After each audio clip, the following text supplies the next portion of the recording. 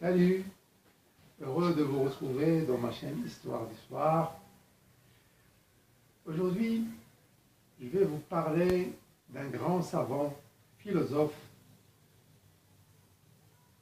persan, musulman, qui est Al-Farabi, dénommé par les Occidentaux Farabius, etc., etc. Voilà, on raconte une anecdote, une histoire sur ce grand philosophe, ce grand savant, qu'il est entré dans la ville de Damas.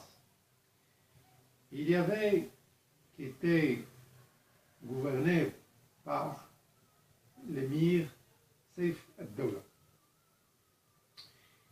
Il est entré dans ce palais pour entrer en audience de cet émir.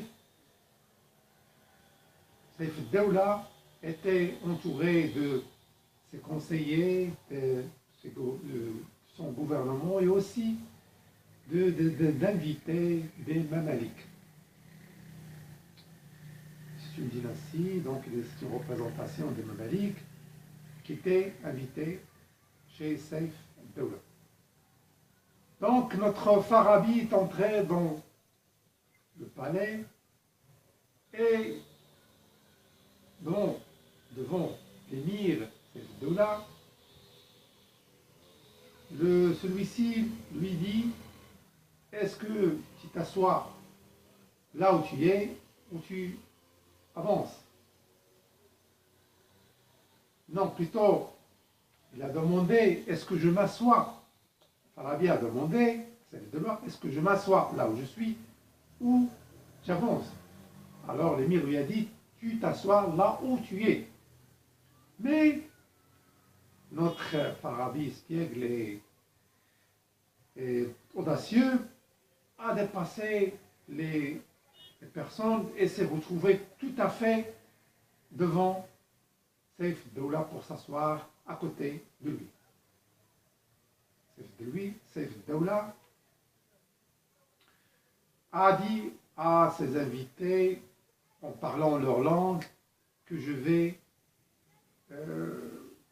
comme on dit, lui apprendre à être audacieux de cette façon, ou irrespectueux. Notre Farabi, cette langue qui est un peu, que Saif ad-Dawla a cru que c'est secrète et que c'est un message secret qu'il a passé avec ses invités, a été comprise par Al-Farabi. Donc, Al-Farabi a répondu: c'est avec la fin qu'on valorise les gens. C'est-à-dire, il faut attendre la fin de cette discussion pour valoriser ou me valoriser. Donc, l'auditoire, il y avait aussi des savants.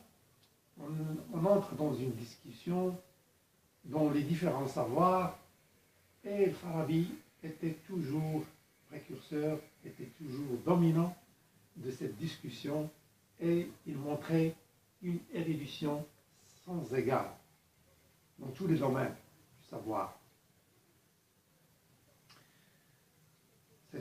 Saif ad-Dawla a été surpris. Après, il lui a demandé: est-ce que vous mangez quelque chose? Non, a dit Al-Farabi. Est-ce que vous voulez boire quelque chose? Non, a dit Al-Farabi. Est-ce que vous voulez entendre quelque chose? Oui, volontairement. Alors Al-Farabi a appelé les musiciens et le show a commencé, de la musique et aussi de la danse, etc.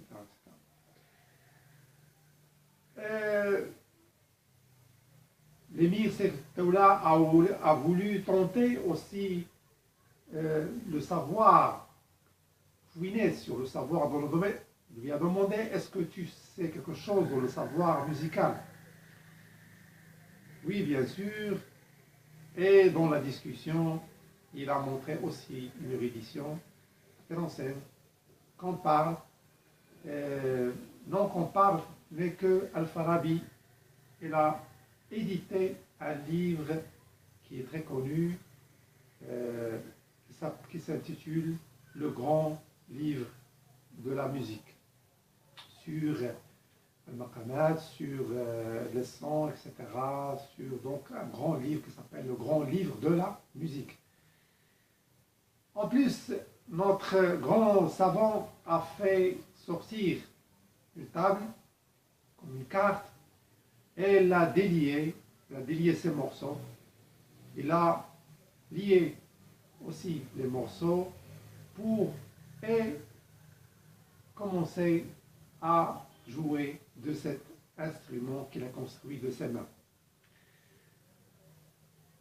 Cet instrument qu'on disait, cet instrument c'est le sitar. Cet instrument qu'on disait qu'il est le père de cet instrument qui est le sitar, mais certains disent que ce n'est pas très prouvé, c'est lui qui l'a inventé, le sitar, Al-Qanoun, et donc il a commencé à jouer, et il a joué d'une façon merveilleuse, d'une façon très spectaculaire, qui l'a fait rire. Il l'a délié, puis il l'a relié, et il a joué dans un autre registre, et il a fait pleurer l'auditoire.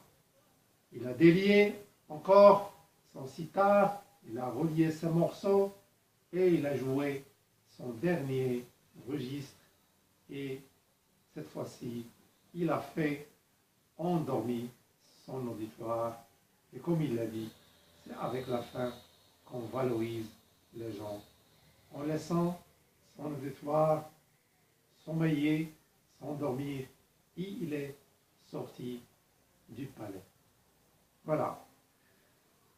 Donc c'est mon histoire de ce grand savant, de ce génie qui, en plus du savoir philosophique, parce qu'on parle qu'il a interprété, et c'est lui qui l'a fait intégrer, ou il a fait entrer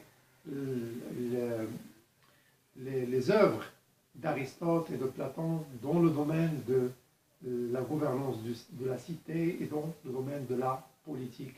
Donc, c'est lui qui a traduit et qui a fait entrer ce savoir politique, donc en plus de la philosophie, etc., etc., un grand génie musulman et d'origine persane. Voilà, merci. Donc, un nom encyclopédique, donc qu'on en trouve très peu dans le temps. Merci.